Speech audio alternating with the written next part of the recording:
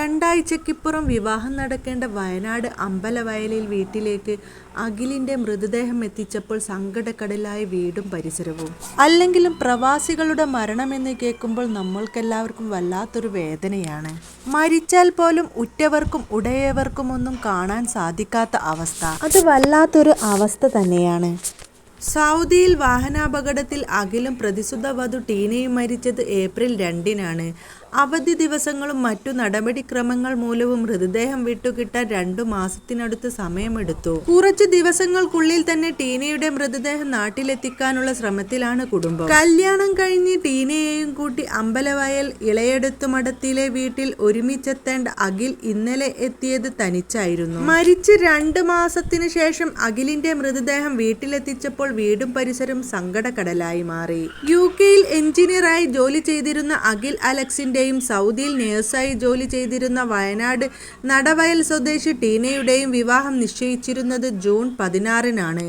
അപകടത്തിന് 2 ആഴ്ച മുമ്പ് ടീന നാട്ടിൽ വന്നിരുന്നു.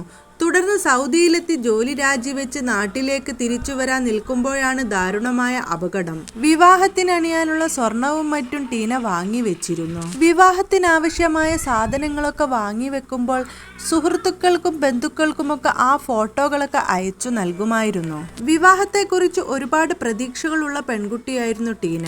ആ പ്രതീക്ഷകളൊക്കെ ബാക്കിയാക്കിയാണ് ടീന യാത്രയായത്. സൗദി അറേബ്യയിലെ വിനോദസഞ്ചാര കേന്ദ്രമായ അൽ ഉലക്കയ സമീപം അഖിലും ടീനയും സഞ്ചരിച്ച കാർ മറ്റൊരു കാറുമായി കൂട്ടിയിടിക്കുകയായിരുന്നു. കാറുകൾ കത്തിയതോടെ ഇരുവരുടെയും മൃതദേഹം തിരിച്ചറിയാൻ സാധിക്കാത്ത വിധമാണ് ലഭിച്ചത്. വിവാഹത്തിന്റെ മുന്നൊരുക്കങ്ങളുടെ ഭാഗമായാണ് അരുൺ ടീനയെ കാണാൻ സൗദിയിലെത്തുന്നത്.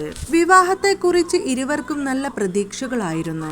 സൗദി അറേബ്യയിലെ നെയ്സായ ടീന അവിടെ നിന്നും രാജിവെച്ച് പോകുന്നതിന്റെ മുൻപ് അരുണുമൊത്ത് സൗദിയിലൊക്കെ കറങ്ങണമെന്നും അവിടെയൊക്കെ ആസ്വദിക്കണമെന്നും ടീനയുടെ ആഗ്രഹമായി. മാത്രവുമല്ല, താൻ തിരിച്ചു പോകുന്നതിന്റെ മുൻപ് തന്റെ സഹപ്രവർത്തകർക്കൊക്കെ ഒരു പാർട്ടി നൽകണമെന്ന് ടീന ആഗ്രഹിച്ചിരുന്നു. അതിനുവേണ്ടി കൂടെ അരുണും ഉണ്ടാകണമെന്നായിരുന്നു ആഗ്രഹം. അതുപ്രകാരമാണ് അരുൺ സൗദിയിലെത്തുന്നത്.